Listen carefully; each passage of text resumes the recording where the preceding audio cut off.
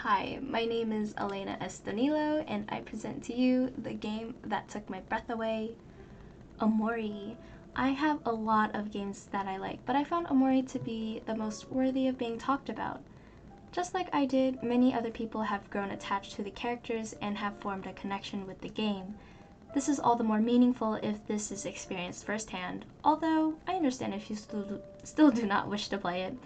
It is still worth watching some gameplays on it. This music and this photo is actually from the title screen from the game itself.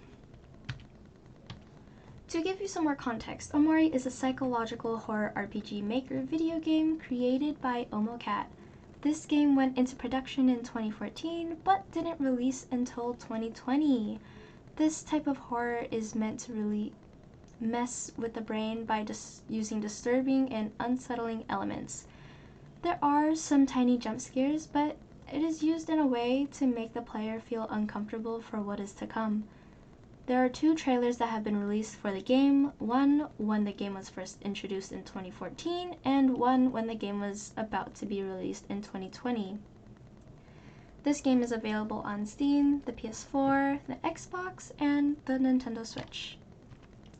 I love the game to all of its entirety, but alas, I cannot include them all in this presentation, so I have summarized it.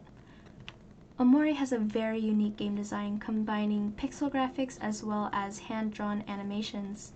This can be shown in the 2 videos that I have provided. Now, there are many places to explore in Omori, but there are 2 main different maps, Headspace and Faraway Town. Those 2 can be represented by the 2 center ones, Headspace being on the left middle and Faraway Town being the right middle. Within the map, Headspace, there are other subworlds within it. The fighting mechanics are based on human emotions, happy, sad, and angry. Of these emotions, there are different levels of emotions that only Omori and the bosses can experience.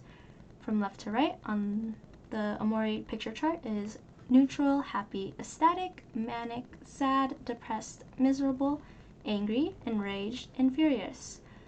You will learn about the last row if you play the game. I love each and every character, ranging from the main characters to the enemies and the side characters. I love the art style that was used and each design element that has brought out the personalities of each character.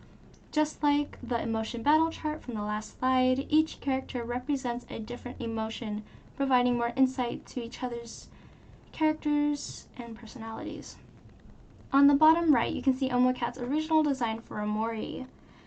This story revolves not only around Omori, but also his very close friend group. Omocat has done a very good job in displaying each character's relationships with each other. Their relationship can be seen here in Basil's photo book. Lastly, the soundtrack is amazing. I absolutely love all of the music as I think it very much fits the game style, and it fits in every setting. All of the music is very memorable, some more than others. Here are some of the OSTs that have stood out to me. Things to know about the game is that it does hit some sensitive topics. If you do not wish to experience gameplay that includes these topics, I suggest not playing this game. Read the top right to see if this game is for you. Other than the warning, this game can be long as there's a lot to explore. Something that I wish I was explained more to me is the battle mechanics. I am not very familiar with turn-based games, so I wish that it was explained to me how to battle as if the player has never played the game before, or any game. The battle mechanics were a bit confusing, but once I understood how they worked, I was able to finish it. And that's the end. Thanks for listening.